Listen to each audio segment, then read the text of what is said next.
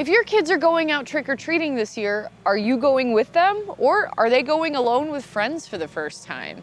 We asked local mom, Susie Brzezinski, all about her experience with kids' GPS trackers and whether or not they might be a good solution for kids trick-or-treating.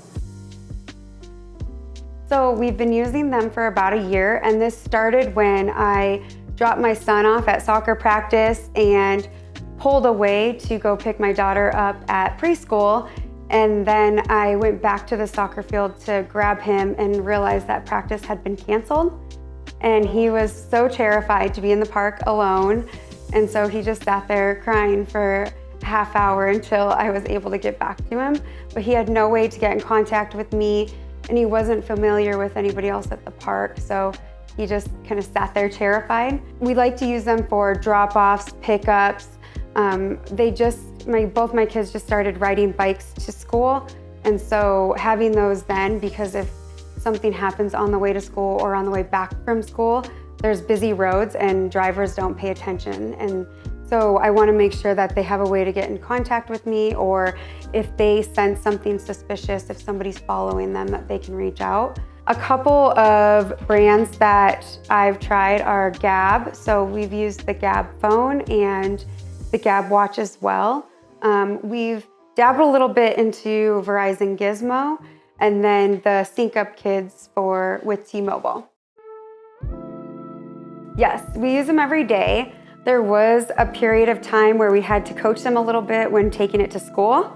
We get messages home sometimes from the teachers, especially at the beginning of the school year, reminding the kids to not call or message during school. And so that was a little bit of a tricky thing, but they love to send us text messages. I think the first thing is to communicate that it's a safety device. It's not a toy. It's not something to play games on if you're in the middle of school. The first thing is it's a safety device, and it's to keep them safe. A lot of the devices have apps on them and different games. So there are times when we've had to remind them that, not to use the games during certain times or turn the volume down and stuff, so it's not distracting to everyone around them. I think that's a great idea. There are so many kids out, and I always worry about just traffic when kids are out, and if people are really watching them, especially if they go after dark, it can be extremely dangerous. And if my kids are, my son's getting to that age where he might want to go with some friends, and I would feel so much more comfortable if he had a GPS tracker with him to do that, and so I can know at all times without trying to follow him with my car or something, and feel like he actually truly is on his own and experiencing it.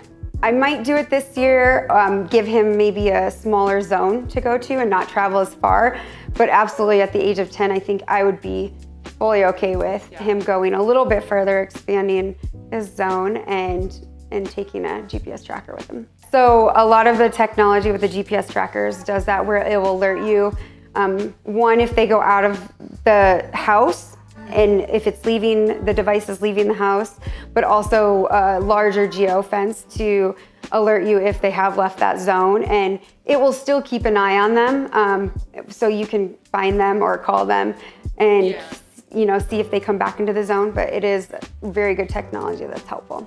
Thanks for watching. And if you want more safety, head over to safewise.com and you can find reviews and our lineups of best home security systems, best wireless cameras, and more.